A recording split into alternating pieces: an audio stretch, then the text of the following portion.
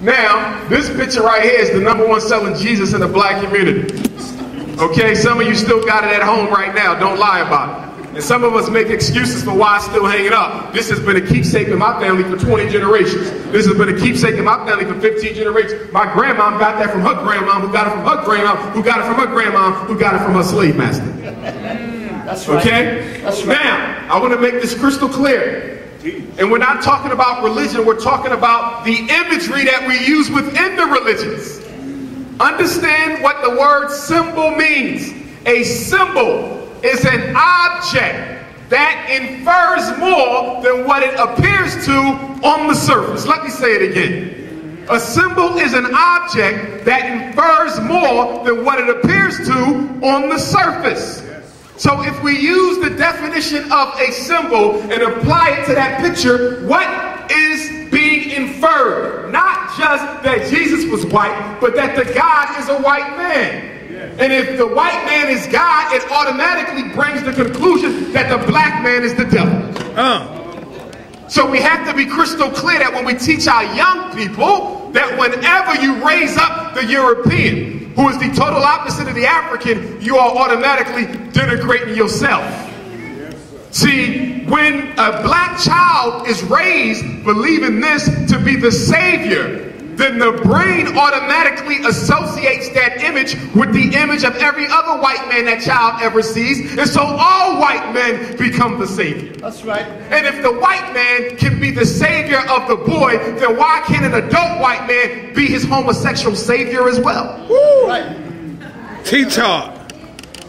The brain is an associating organism. It learns in pictures. Right. Everything you know right now is stored as a symbol in your mind. And one of the geniuses of African people, particularly in Kemet and other civilizations on the Nile Valley, is that they created languages and pictures. People always ask the question, why did they go through all of the hard work to create a language in pictures? Why didn't they just do what the Chinese did or the Japanese did and just come up with simple characters brought out by simple geometric lines? Dash, dash, straight line. Why did they create a picture? He could have just wrote a word. Why a whole picture? Because your ancestors knew that your brain stores information in pictures. So they gave you the language in pictures so you would have no trouble committing it to memory. It took European psychology almost 200 years to catch up to that. That's why it's in pictures, because somehow the ancients knew that everything that goes in here is stored as a picture. And one thing you got to understand about the unconscious, the realm of the spirit, is that whatever it is given, it will automatically take and draw its own conclusion if you don't do it for it. So if a child is constantly being inundated with images of a white Jesus, the unconscious will naturally associate that white Jesus to George Bush, Barack Obama, Bill Clinton, and every other white man they run into. We're going to talk about him in a minute. See, these pictures are very, very dangerous to the psyche. And see, some of us have this belief that as long as I know Jesus wasn't white, it don't matter. That's the biggest lie ever told. Your conscious mind is not more powerful than your unconscious mind. So if you are feeding your unconscious mind images of a white savior, no matter what your conscious mind thinks, you will act based on what is in the reservoir of the unconscious. And that's why we have to be careful about what we watch, what we read, what we listen to, even as adults, because you do not have the power. You do not have the power to keep the unconscious from eating all that nasty garbage that we feed the mind. I had a conversation with a sister in Philadelphia the other day. She said she was a vegetarian. I said, I don't have a problem with that. But my point is, what is your thought diet looking like these days? What is the information diet? Because the fact that you don't eat meat, but you're running around with a European consciousness, hell, you dead anyway.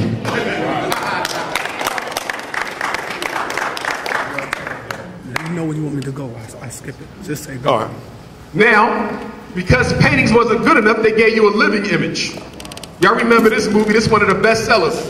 And most of y'all still got the tape. Okay? A white Jesus. And then, flip to that next one, Netta.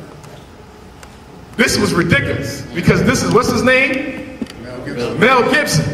When this movie came out, every black mega church in America rented like 5 tour buses to go and take their whole church. Y'all remember because it was all over the front page.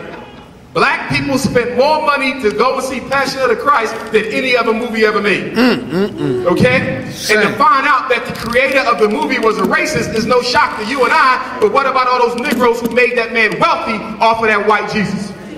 And see, it's real easy to tell a Negro. You can always detect a Negro because for a Negro, color don't matter. That's right. And the Negro is the only population on the face of the earth to whom color don't matter. Well, if color don't matter, why did the European go out of his way through a process of more than 500 years to change every black Madonna and child of Jesus the Christ and his mother Mary in painting and in statue from an African to a European? If it did not matter. Furthermore, if it did not matter, why aren't the black churches today making Jesus to look like he originally looked back in Africa? It's because we have that post-traumatic slavery disorder going on. Which means that if a lot of black people went to church on Sunday and Jesus looked like you or me, many of them would never come back the following week. That's right. Because we fail to realize that in the black community, we still have color consciousness, i.e. light skin supremacy. And that's the reason why Barack Obama, who's done nothing for black people, can still be worshipped like a god by black people. But Clarence Thomas, who's also done nothing for black people, will be denigrated. What is the difference between Obama and Clarence Thomas in terms of policy for black people? Nothing. But because Clarence Thomas is jet black with big lips and a broad nose and a nappy hair, it is natural for you to deride him. But Obama is light skinned with good curly hair, so you can't attack him. That's right. And if you don't believe me, look at black leadership in America. Ever since the Honorable Marcus Messiah Garvey and Khalid Muhammad would get honorable mention, you have never had a black leader who did not pass the paper bag test. Because you would not follow